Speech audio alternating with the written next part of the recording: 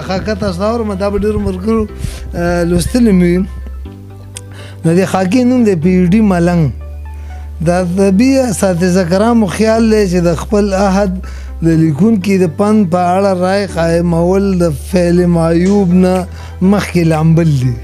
ستاسو په خیال کې به راځي چې دا به کوم فعل یادوي، خو زما په ذهن کې یو سوال تاویږي راتاویږي چې که د لامبلو دپاره سړی خامخا د تعزیرات پاکستان په ضد کې راځي نو تیموم به څنګه وي؟ زما مطلب دا دی که د فن په ځای فنکار راونیول شي او تیموم ورته ووهلی شي، باید د اساتذه کرامو د غیظ و غضب ښکار نه شي. علما کرام وایي چې د لامبلو سره خارجي وجود پاکیږي او د تیموم سره اړوکې هم پاک شي. ما چې نن کوم سړي ته تیموم وهلی غواړم چې د ده د اړوکې پورې لاړ شم، کوم چې زما هاټ دی او زما ورور دی، په ټول پښتانه مین دی، د یوه ګوند جنډه یې ورسره په لاس کې نشته، خو په قام د مینې جذبه یې د دې نه ښه اندازه کېږي چې د پښتنو دپاره په پنجابي اقبال مین دی. وایي د پښتانه ډېر ستایلي، حالانکې د غزل مومند دا شعر به یې اورېدلی وي چې زه حق لرمه چې شعرونه د اقبال نه وایم. په خټه غوریا خیل دی، یعنې د مومند ورور دی. ما د خدای پاک په دې وړو وړو اشارو نه رانیسي، خو د خټې په ښې عراب لګول ستاسو په ذمه دي.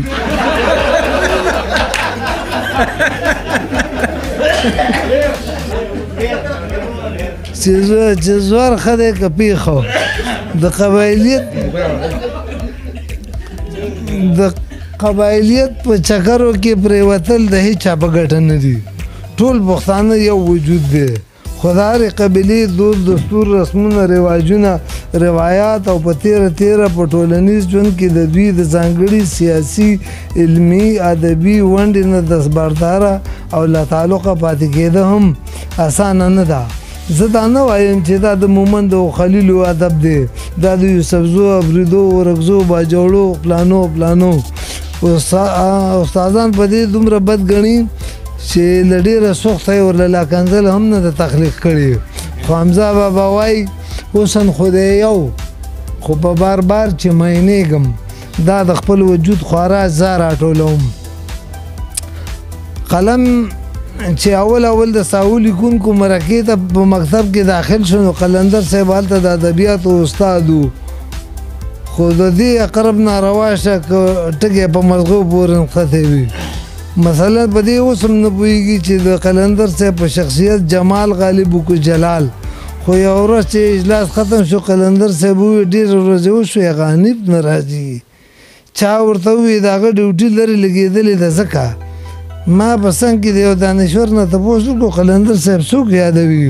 هغه وی حنیف خلیل. په زړه کې مې وویل چې دا به څوک وي چې قلندر صاحب یې مشتاق دی. موږ ته خو په دغه څو غونډو کې معلومه شوې وه چې د قلندر صاحب مشتاق مجروح صاحب و، خو نن چې قلندر صاحب یې اشتیاق ظاهر کړو هغه د غالب په کاته کې هم بیزار نو اوس به څنګه په لارو هم ہے مشتاق اور وہ بیزار یا الهي ماجرا کیا ہے. ډېرې ورځې نه وې تېرې چې د اردو ساینس بورډ په لایبررۍ کې ناست و قلندر صاحب لا نه و راغلی. یو مندری ممې ډېډې غوندې هلک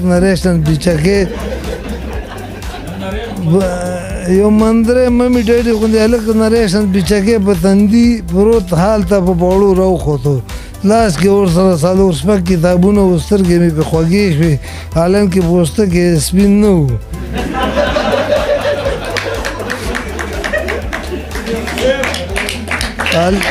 البته زړه سپین و، هغه هم معاورتن ګنې په ډېرو کتابونو لوستلو او لیکلو شینو. د مخ رغونه یې غونډه منډه او ښکلې وه. د وړو سترګو آی کیو لیول یې بلا تیز و. تازه مین وړو لاسونه د برق صاحب د یو مصري متن پیش کولو. برق صاحب مصره ده چې تازه مین واړه لاسونه څنګه به میر شي د پلو د لاندې سره لاسونه. تازه مین وړو لاسونه د برق صاحب د یوې مصري متن پیش کولو. د مرکې ټولو مشرانو کشرانو ته داسې سپک سپک ورغاړې واته لکه د یو شاعر محبوب چې په پرېوتو کې شاعر ته ورغاړې وتی و او شاعر په البدي دعا غوښتې وه دی چې زما خواته را رسېده. زه په حق وم چې دغه شاعر منظومه دعا ټکي په ټکي وغواړم. مثلا خدای دې بیا را پرې باسه خدای دې بیا را پرې باسه ستا را پرېواته چېرته ته چېرته او زه چېرته او بیا غاړې واته چېرته. زبیر اسرت ته نسبتا لږه ټینګه غاړه ورکړه او په غوږ کې یو بل ته څه پس پس هم وکړو. اسرت صاحب خو راته معلوم و چې زړه یې د پلاسټک دی خو بدن مې په زړه کې ښه ګولهباري وکړه چې مسلمانه وړوکي هلکې د مشرانو سره ټقان سره جنګي.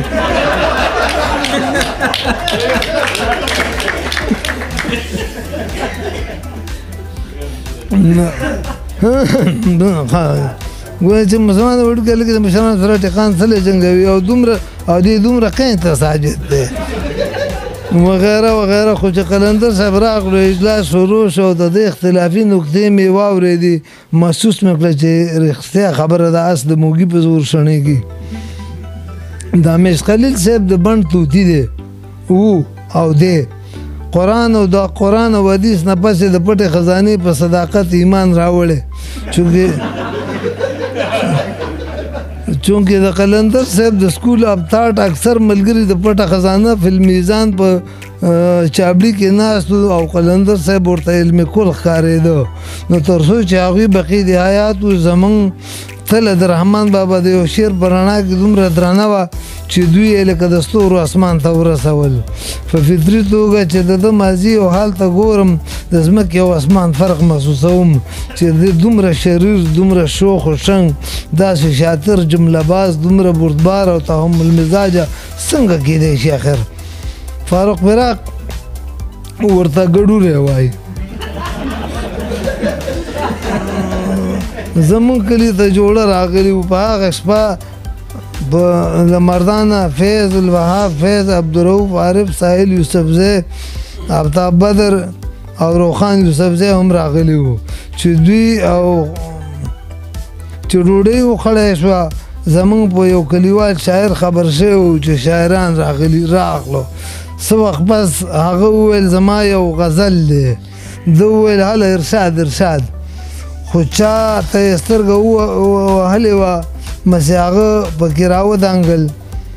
بل بحث شروع شو او غزل د شاعر په معده کې پاتې شو. ښه شېبه وروسته د بیا په لچکران انداز وویل ښه ستاسو هغه غزل د هغه د جیب نه کاغذ راویسته خو هغه بل شاعر بیا شامل تخریب ملګري بیا یوه نوې موضوع وچېړله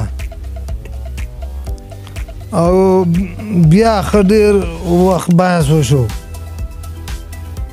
هغه باچا او دغه باچا وشو چې فضا غزل اورېدو ته بیا سازګاره شوه. د بیا وویل ښه تاسو هغه غزل هغه دا ځل نه ردا کړی وه چې کاغذ یې به مې غزل په لاس کې لکه د بجلۍ د بل نیولی و او چې څنګه د کلمې دپاره مطلب د کلمې په ځای مطلب درستوله ده ویې ودرېږه زه یې کوم او راځم. دغه وخت د جمعې شپه نیمه تېره وه. خیر دی چې د یک نه راستون شو او شرارتاً د بل چا سره په خبرو شو. شاعر په زړه وخوړی چې دلته زما نه چلي او ووته او چې ووته او څوک په قصه پوه او پرغښتو شول. حنیف خلیل به ښه سړی وي که نه ځکه چې ما ورسره نه سفر کړی دی او نه مې ترې قرض غوښتی او عالمانو د ښه او بد سړي معلومولو دپاره دغه شرط لازمي ګرځولي. خو لوی سړی دی د لوی مطلب دا نه دی چې په ټوله جهانګیرپوره کې پیزار نه میلاویږي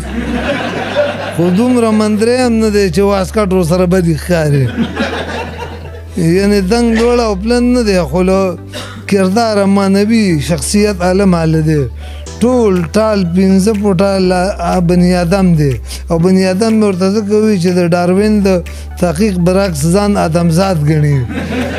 یعنې ځان د دغه په دغه حواله د ابشار ورور نه ګڼي د دا او د ابشار د بحث د یو عالم او فلسفي بحث وي ډېر خوند ځنې اخلمه دی ځان دینداره ثابتوي او هغه ځان فلسفي زه خپل ځاني داسې ډېر د عالمانو او نارینهو منځ له نه ورځم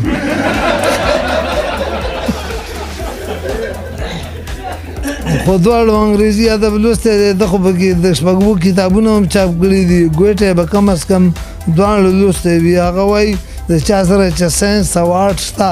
د هغه سره مذهب هم شته او د چا سره چې مذهب نشته د هغه سره آرټ هم نشته هغه دینداره پرېږده البته خوږ او خوارکخ انسان دی د مزدور د عجیز وي دا کرښې د هغه په ادبي صحت هېڅ اثر نه پرې باسي خو وایي چې یاد به دې ځکه موړ به دې خدای کړي نو باد کړی ګل محمد بهتاب صاحب دی یادوم یې زه او موړ کړی خدای پاک دی 25 کاله وشو نه مې دی لیدلی چې خبرېږم چې ښه سوکاله ژوند کوي خوشحاله به وي که نه ولې چې په یو شعر کې وایي خوشحالي د غنمرنګو په تندو کې زړه چاودون دی چې زما ورباندې سر دی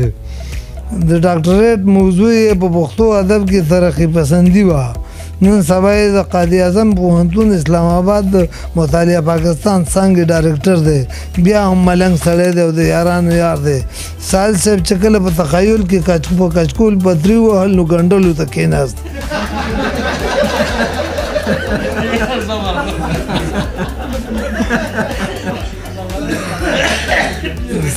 ساحل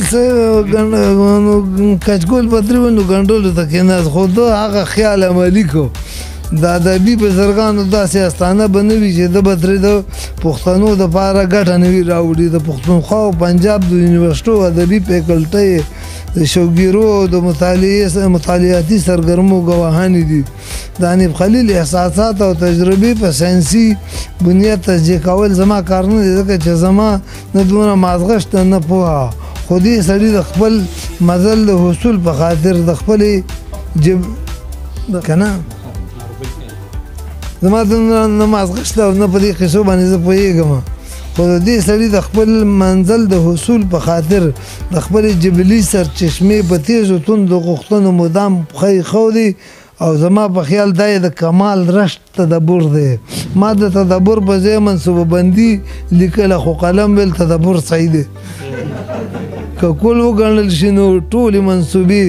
منصوبه بندۍ عقلمندۍ بندۍ او بندۍ په جزیاتو کې راتلی شي تر دې چې خانداني منصوبه بندۍ یم نقادان وایي شخصیت پرستي نه فکر و فن مقدم ساتل پکار دي خو یو سړی چې په تور ټکي نه وي ککړ هغه به په یو پی ایچ ډي ډاکټر په فکر و فن کار او زیار څه ووایي چې د اویاو کتابونو خالق مولق او محقق دی ما خو دومره د توتانو پاڼې نه دي لوستلي څومره چې د کتابونه لیکلي البته د ښکلا د هندارې نه مې پخوا یوه خبره زده کړې وه چې مینه مقدم ده په هغه ډاډ مې بې دا یو څو کرښې راښکلي ستاسو د تفریح سبب شي او د یوسف په خریدارانو کې د یو فقیر د نوم اضافه شي زنده باد